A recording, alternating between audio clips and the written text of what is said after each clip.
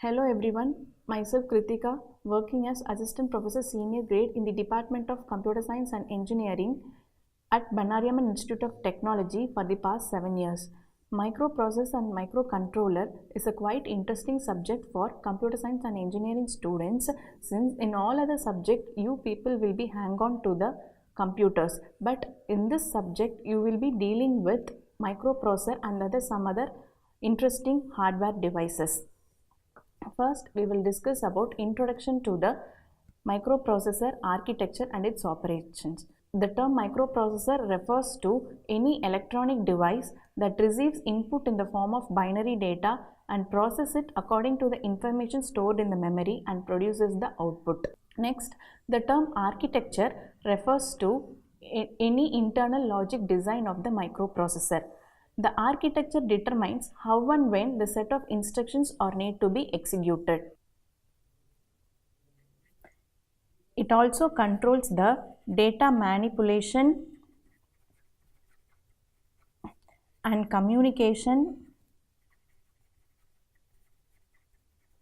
between the microprocessor and its peripherals. For executing this data manipulation and communication operation, the microprocessor has to perform 3 steps. First one is identify memory or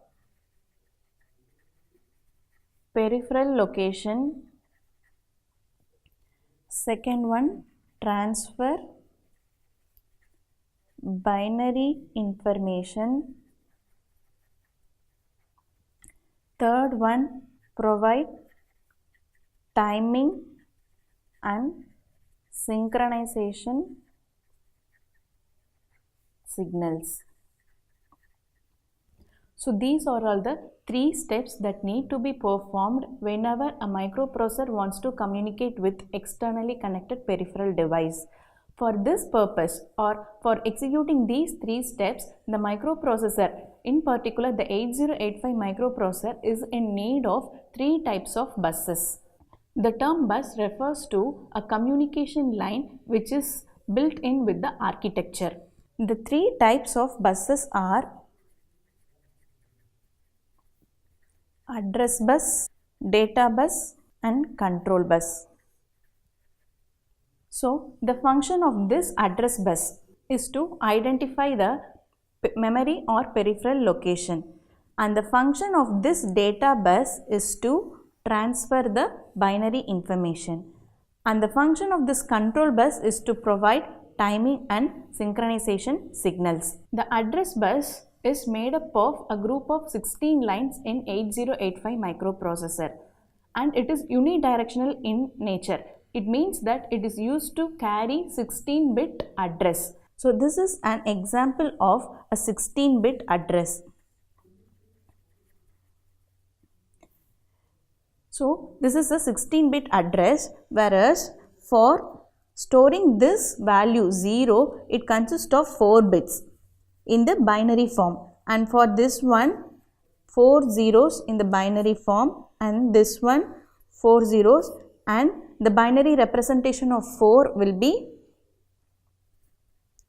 0100. So totally it's made up of 16 bits.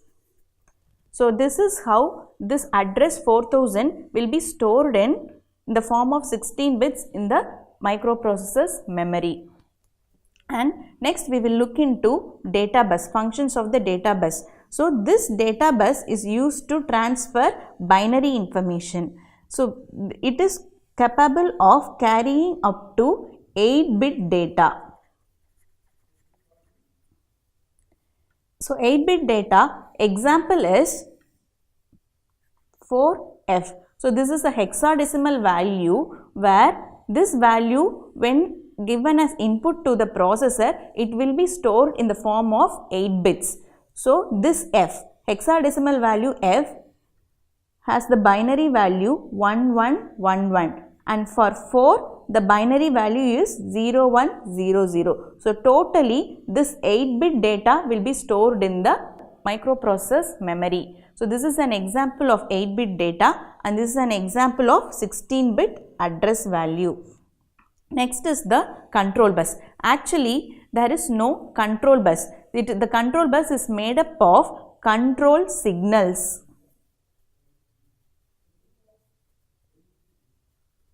Which is made up of single bit.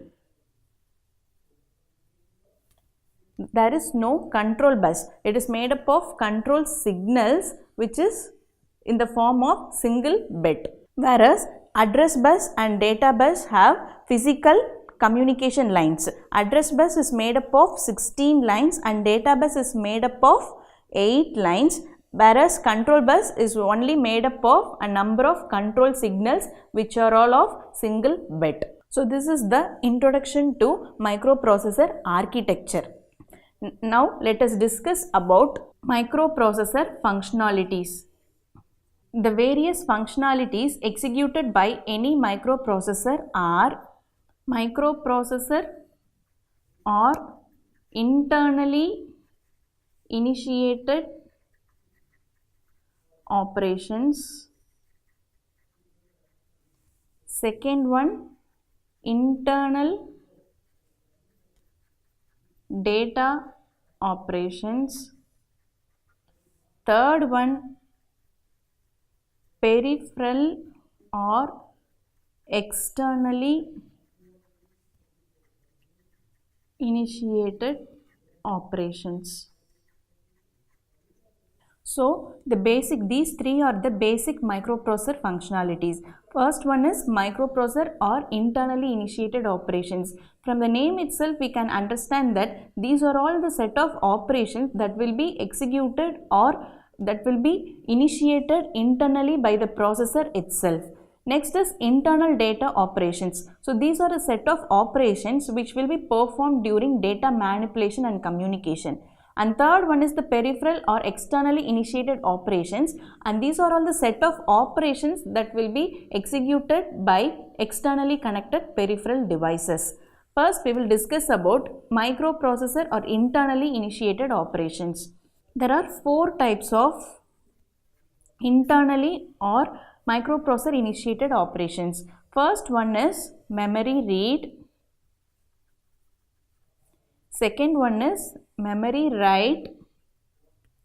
Third one is IO read. And the fourth one is IO write. So the term memory read, this operation refers to microprocessor reads data from the memory, and the memory write refers to whenever a microprocessor writes data to the memory, and the term IO read refers to whenever microprocessor reads data from the IO device, and this term IO write refers to whenever microprocessor writes data to the IO device. So these are all the 4 types of microprocessor or internally initiated operations. And the next category is internal data operations. So these internal data operations, there are 5 types of internal data operations. First one is store 8-bit data in the case of 8085 microprocessor. Second one is perform arithmetic and logical operations. And third one is test for conditions. Conditions in the sense that it will check the status of different types of flags which we will be discussing during the 8085 microprocessor architecture. And fourth one is sequence the execution of instructions. Sequence the execution of instructions. And the last one is store data temporarily in the memory locations called stack.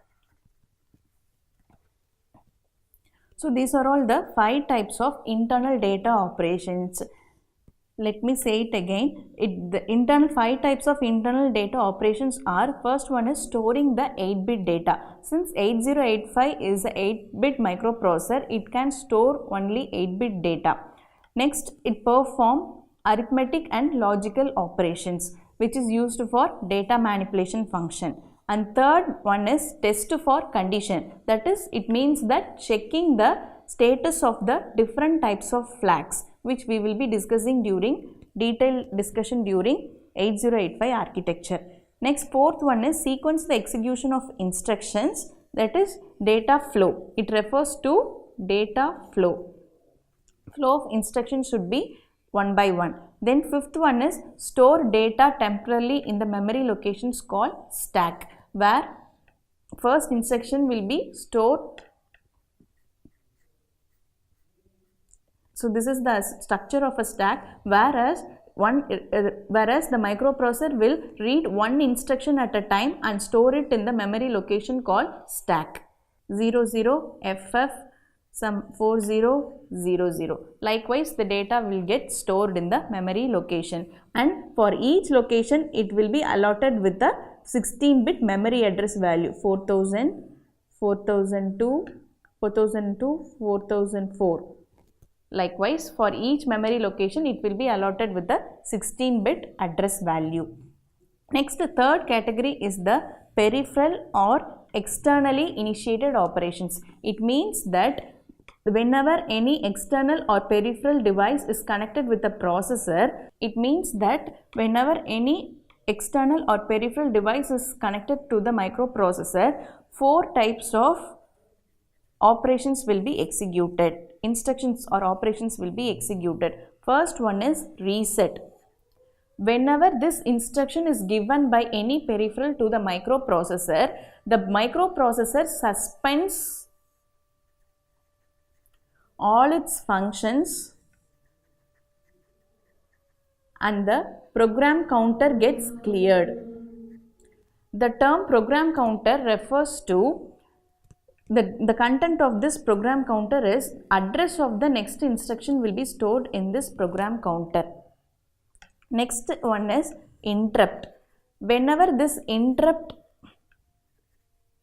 signal is given by any external connected device to the processor, the microprocessor stops all its functions and starts executing some other instructions provided by the external device, which is called as service routine. And third type is ready. It refers to low wait state, and it used to synchronize the slower peripherals with the microprocessor. This instruction is used to synchronize slower peripherals with the microprocessor. And fourth one is hold. Whenever this instruction is received by the microprocessor from any external connected device, the microprocessor will surrender the control over the 3 types of buses, that is address bus, data bus and control bus, to the corresponding peripheral device.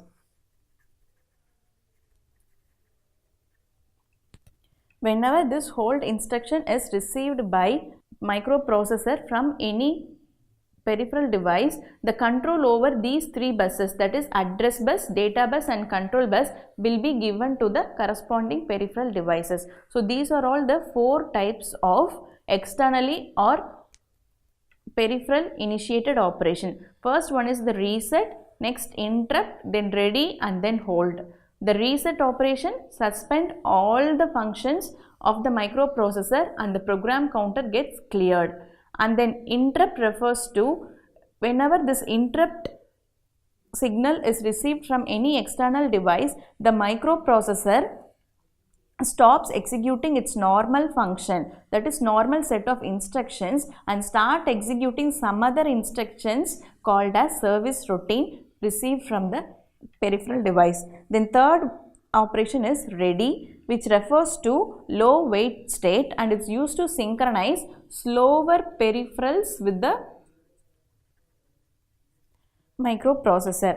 Next one is hold. Whenever this hold is received, the microprocessor surrenders the control over address bus, data bus and control bus to the externally connected peripheral device. So these are all the basic microprocessor functionalities. So let me summarize once again. First, we have discussed about definition of the microprocessor. So the definition of the microprocessor is, it is any electronic device that receives input in the form of binary data, processes it according to the instructions stored in the memory and produces the output. Next, we have discussed about the definition of architecture and its functionalities. The term architecture refers to internal logic design of the microprocessor. It is used to perform data manipulation and communication functionalities. Then third point we have discussed is 3 steps for communication with peripherals. The first step is identify the peripheral or memory location. Second one is transfer binary data, and third one is provide timing and synchronization signals. And the fourth point we have discussed is about 3 types of buses. The term bus refers to a set of communication lines, and it's classified into 3 categories as address bus, data bus and control bus. The function of the address bus is to carry 16-bit address and identify the peripheral or memory location. The function of the data bus is to carry 8-bit data, and it is used to transfer the binary information. And third one is the control bus, which is not actually physical line such as address and data bus, but it is made up of a number of control signals which are all of single bits. And after that, we have discussed about microprocessor functionalities.